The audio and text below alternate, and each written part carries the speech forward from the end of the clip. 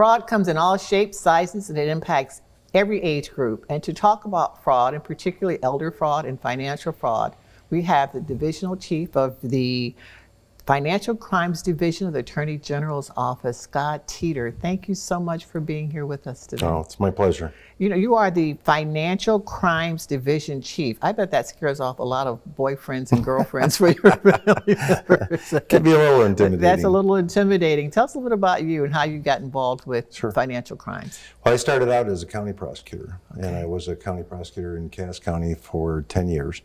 And then I actually joined the Attorney General's office 23 years ago. Wow. And so I worked in our healthcare fraud division for a number of years, and we began doing elder financial exploitation cases then.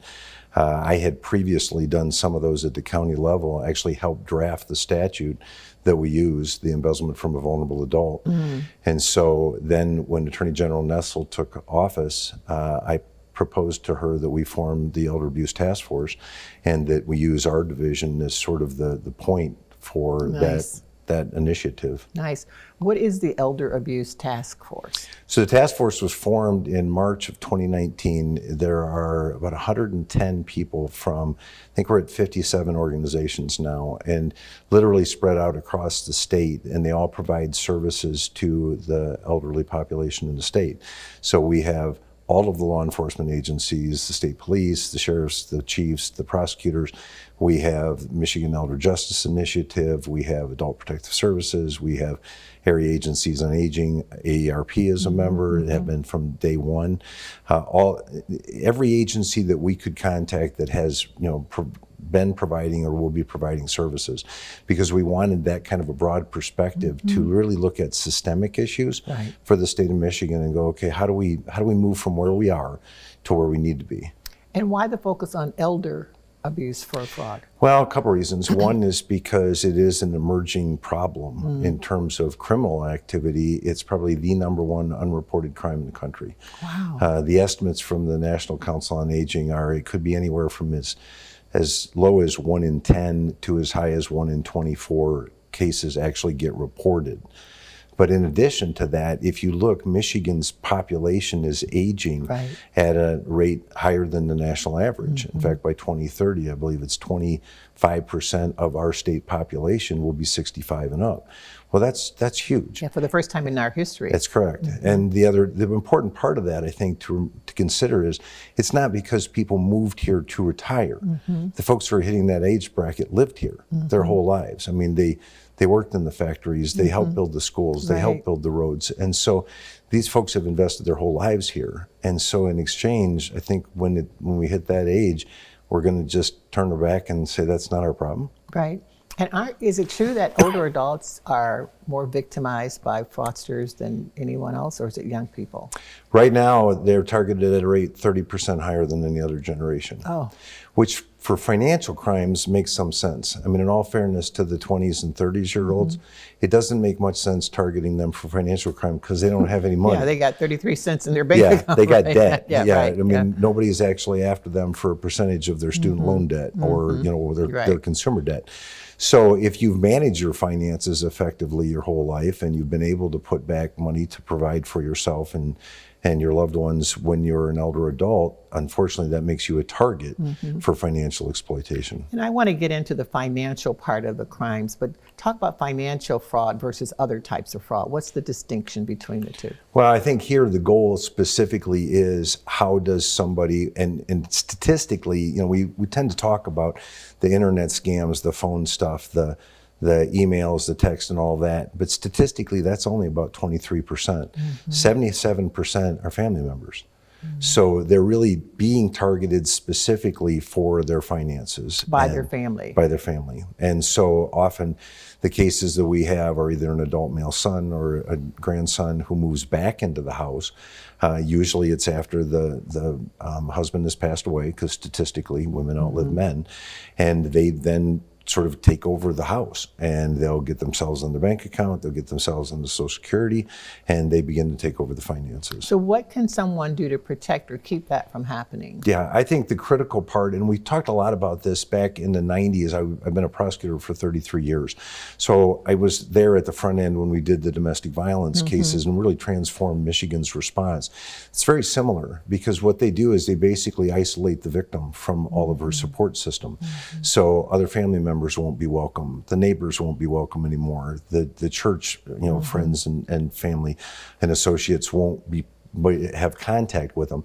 And that's part of it, is you can't allow that to happen. You have to maintain contact with the elder in your life and make sure that they're able to contact other people. And so I think that's critical. That isolation is the first step, because they don't want anybody else to see what's going on. Does the victim usually know what's happening? Sometimes. It I all hate depends. that word victim, but does that, Well, I mean, they are, because ultimately, once you've been stolen from, you're a victim. What often happens is it begins, sort of benignly, which is, it's a grandson or son going, hey, I know Dad's gone, and you could use some more help. Let me help you. Let me come in and help you. Sometimes it's physical help, just taking care of the house, getting up in the morning, getting breakfast, getting meds, getting to the doctor, getting to the bank.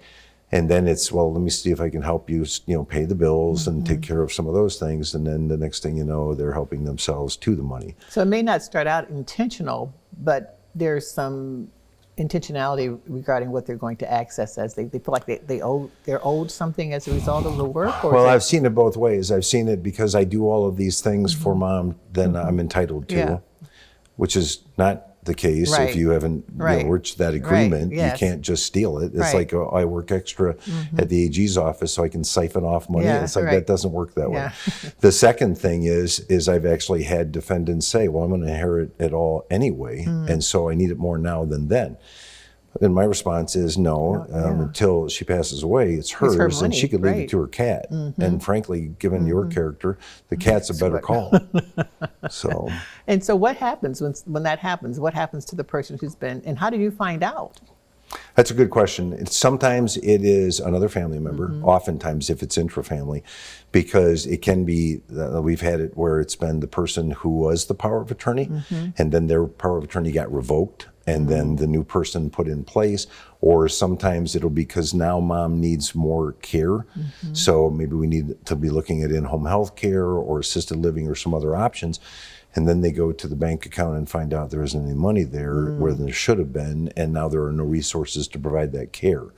Then we get a call. So in addition to the kind of social isolation or being disconnected from family and friends and neighbors and church, and what are the other signs that, what else can someone do to prevent themselves from being victimized by their own family? Sure. I think one of those is to maintain an established relationship, not only with the bank, but also a financial professional, whether it's an accountant or it's your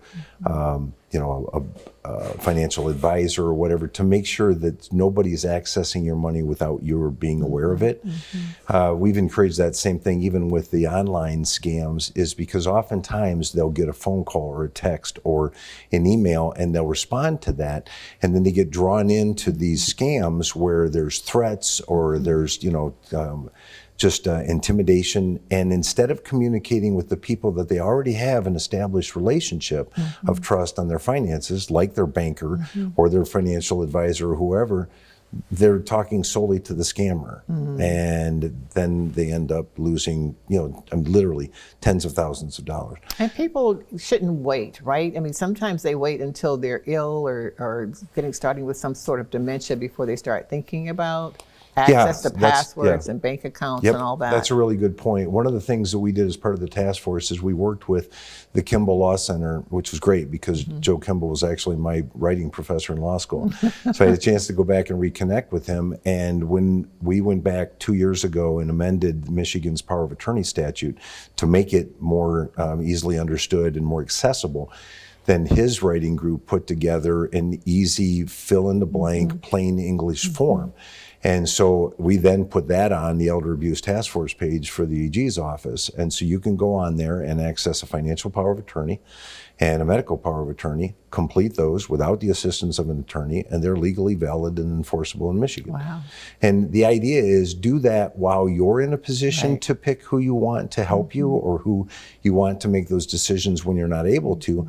Because, we step out of here and get hit by a bus and we're not in a position to make those decisions, the court will make those decisions for you.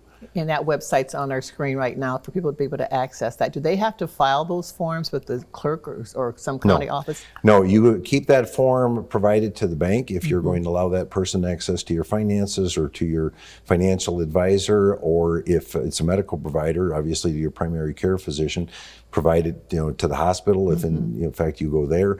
But the magic of that is it then says, this is my life, Right. and this is my preference. Because they said, if you end up not doing that and something happens, you're in the Michigan guardianship system. And then a judge will appoint somebody, not necessarily a family member or anybody even knows you, but will appoint somebody to take over your care. Is that what happens as well when someone starts getting like dementia and then someone has to come in and there's no designee? Right, because once they are not in a position to make that decision any longer, then they can't execute those documents. And then the court. So then the court has to step in and make a finding that you're not legally competent to handle your own affairs. And then, oftentimes that's because of a petition from somebody who says, look, these are the things that are going on, that are not providing care for themselves, or not in a position to. If a family member, another family member, not the one who's victimizing the family, but if another family member has some concerns, what should they do? I mean, because this is like family. It's harder sometimes to... It is hard, but I think the critical part is, first of all, you got to protect your loved ones. Right. Number one. And I don't care if that hurts my brother's feelings or my cousin or whoever. It's abuse. They're the ones who are the bad guys. They're They're being making abused, the decision to financially exploit somebody that's also a loved one. Right. So the bottom line is, how do you protect them? And if you suspect abuse or financial exploitation, you call it Adult Protective Services, and they have a 24-hour central hotline, and you also can call local law enforcement, because these are they're not civil matters, they're not misunderstandings, it's criminal activity. The other part is that because as the relationship I described where they move in, that's a parasitic living relationship. So only two ways that ends. Mom dies, mom goes bankrupt. They don't just wake up one day and go, it's really bad that I'm taking her entire life savings and blowing it at the casino. That never happens.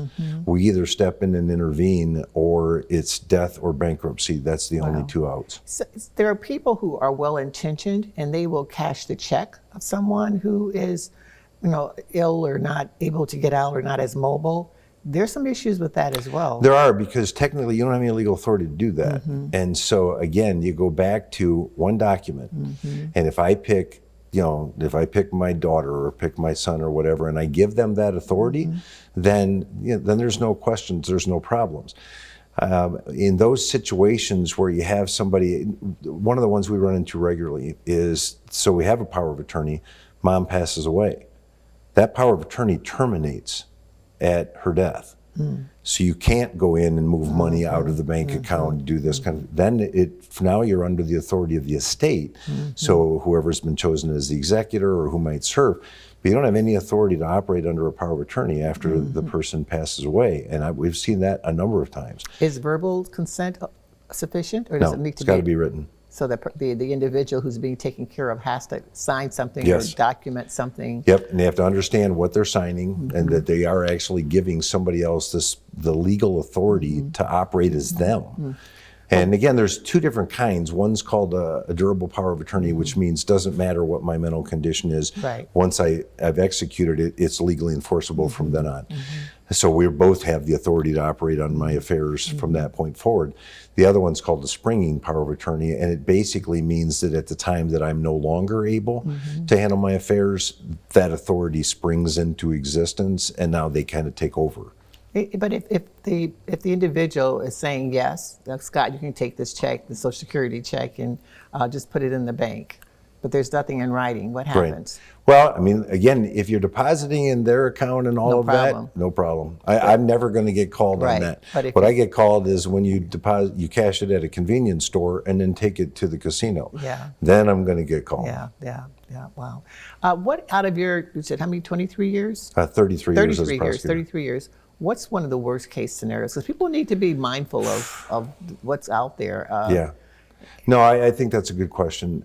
We have one that actually our division handled that I think it's maybe not the largest number. It was 300,000, which is a lot. Wow.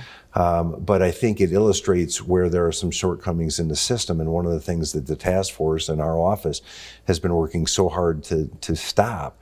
An individual, 97 years old, she went to, at a hotel, a presentation from a financial advisor. Said, look, I help people manage their money as they get older. So she's like, well, I probably should go, hear about that. And she, was legally blind, very hard of hearing, walked with a walker. Clearly met the conditions of a vulnerable adult. She would need the assistance of people to get through her every day. This advisor ingratiated himself to her, got her trust, said, I will help you, took her money, moved it into another account with online access only. She didn't have a computer. She couldn't have turned one on if she had one. She didn't know how to operate one. And then began to spend her money on his stuff, paid his car payment, paid his house payment, paid all of his other living expenses. Well, she began to get suspicious because every once in a while she would get notices in the mail, and she said, I didn't authorize payment from to that person or this person. So she contacted the vice president of the bank and said, I think there's something going wrong. I think you may be taking my money. The bank vice president didn't call law enforcement, didn't call APS, called the suspect and said, are you stealing from her? And of course he said, well, no, I'm not stealing from her. Yeah, I'm stealing. Yeah, exactly. Right. He said, she's older, she forgot, I walked through her password and all. I'll meet with her, I'll explain it to her. And, sorry you had to be troubled by that. And that was it. He let it go. Oh, wow. Fortunately, a nephew got involved and went, there's something not right. So he contacted a local municipal police department, didn't talk to a road officer, talked to a deputy, or a detective, and said, I really believe that my aunt is a victim. And so they opened a case and they reviewed it. They looked at it for about 3 weeks and then said, nope, I think that's a civil case, and they closed it. That happens a lot. These are not civil cases. Wow. And so fortunately, the nephew didn't take no for an answer, picked up the phone and he contacted our division and said, I really believe she's a victim. So we began the investigation. We pulled all the bank records. We figured out what happened. It took about a year and a half to put that case together. Took it to trial. We charged him, I think it was with 13 felonies. And he is doing 80 months to 20 years in the state's prison. Wow. Because he embezzled. He did it through his LLC, so it was a form of racketeering.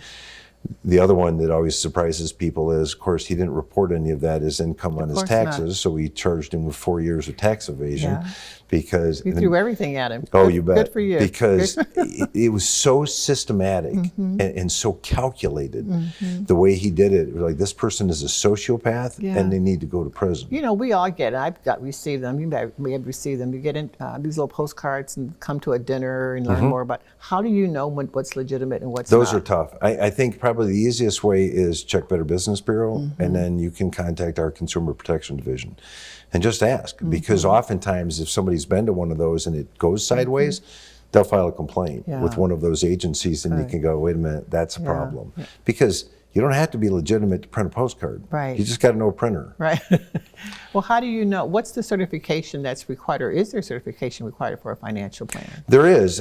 Financial advisors are actually licensed under state law. They're supervised by Licensing and Regulatory Affairs, the department. CFP, certified financial planner? Yeah, certified financial planner. And so you can check there, obviously, first. And whether it's a builder, a financial advisor, do not work with anybody not licensed by the state of Michigan. I mean, there's a process. That process is there to protect people. Oftentimes we get, well, they're a lot more expensive. Yeah, because they're trained and they know what they're doing. And they're under an ethical code, and there is an oversight, and they've been tested, and they've been, none of those things are present if you work with somebody outside the licensing protection. We've got about a minute left, Scott. They're older adults, probably some of the most trusting people in the whole wide world, and What should someone do if they need to get their affairs in order? I mean, should they go to a family member that they trust? If they don't have one, what do they need to do? Right. We've got about 20 seconds. Yeah, that's a really good question. First of all, if you can, contact an attorney, with somebody who specializes in elder law or estate planning, and sit down and go, what do you want to happen when you're not around to make those decisions? That's first and foremost, because there's some outstanding ones. There's some that serve on the task force. And their job is to help people navigate going, okay, well, when you're not here or you're not able to make those decisions, what do you want to see happen? Yeah. That's the best way. Contact a professional. Scott Teter, thank you so much for what you do and for your years my of pleasure. service. You have probably helped hundreds, thousands of people. Thank you so much. It's my pleasure. Thank you.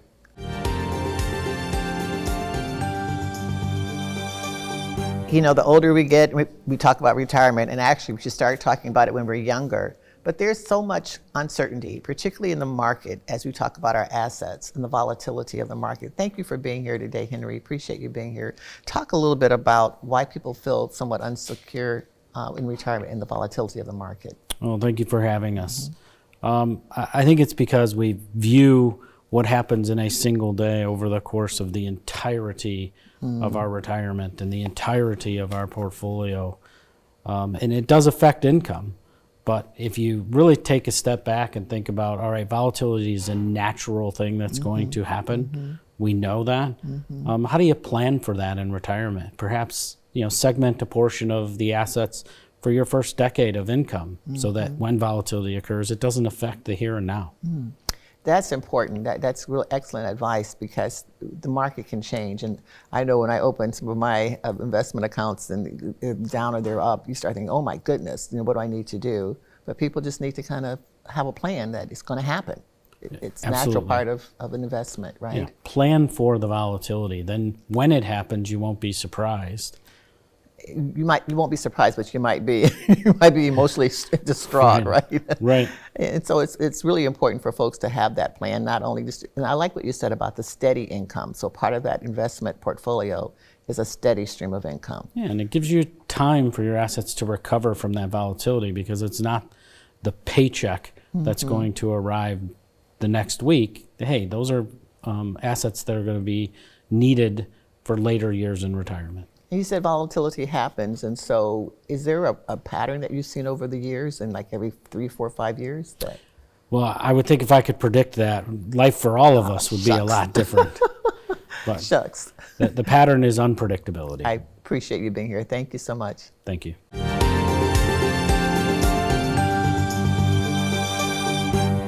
We're fortunate to have such a wonderful transportation system right here in our local community. And to tell us more about that is Geneva. Thank you for being with us, Geneva. I know you've been using CATA for quite some time. So tell us how CATA has helped you to stay involved and active in the community.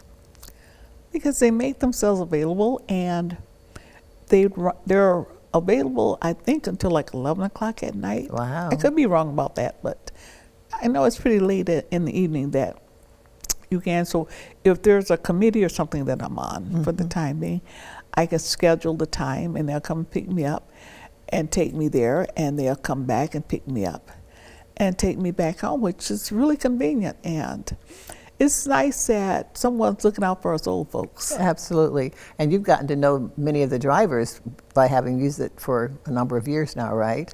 Yeah, every driver is so very nice to me. And I think they go above and beyond what they're supposed to do. And I appreciate it. You know, people think of CATA as maybe picking you up to take you to work or to take you to a doctor's appointment, but they actually take you to evening activities as well, so you can stay involved with the community. Yeah, if you want to go out to have dinner, they'll take you. You just have to schedule it. They'll come and pick you up, take you there, come back to the restaurant or wherever you are and pick you up and take you back home. They'll ask you when you make the arrangements, are you going back home after that? And the majority of the time I'll say, heck yeah, I'm tired. So that's one of the nice things about it. And you can still stay involved in your community, because I was raised that you cannot live in a community and you don't give something back. Well, you certainly are giving a lot back, and thank you so much for being with us today. Well, thank you for having me. Hi, Hi, I'm Tracy Anderson with Impart Alliance at Michigan State University. Today I'm joined by Ashley Druger. Ashley is owner and director of Saugatuck Home Care Services. Ashley, thank you so much for joining us today. Yes, thank you for having me. It's my pleasure. So tell me about your passion for direct care. I have been in this line of work since I was 16. I took my first CNA class at 16. I had to wait until I was 18 to take the state test. I've been doing this line of work ever since. I am now owner of Saugatuck Home Care Services, and I'm also in the process of opening an assisted living respite home as well. It's my passion. I've just the ability to change people's lives and work with them one-on-one. It's just been such an honor. I bet. What would you say to people considering a career in direct care, whether they're a college student, maybe studying something in the medical field, maybe they're a volunteer already, maybe they're retired? Yes, the need for direct care workers is so great that really anybody can do it. There's training out there. Impart Alliance, they offer tuition free right now. The tools that they give you, it's just so amazing. And we need help. We need direct care workers, and anybody, any age can do it. We do. There's an incredible shortage of direct care workers in Michigan. We need at least 36,000 more to meet this need. So Yes. Thank you for being one of those people. Thank you so much. You ever have questions about nursing homes and whether they accept Medicaid or not accept Medicaid? That's why David's here. Well, you know, there's such a huge misconception about that. Everybody thinks, oh, nursing home, Medicaid. You know, Medicaid nursing homes, they're the bad ones, or, you know, they smell bad and everything's terrible.